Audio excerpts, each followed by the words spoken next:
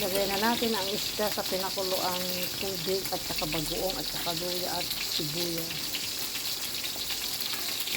Pakuluin lang ito natin yung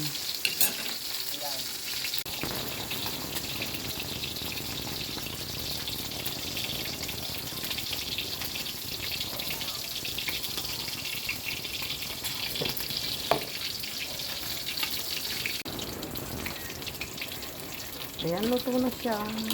Saglit lang to guys.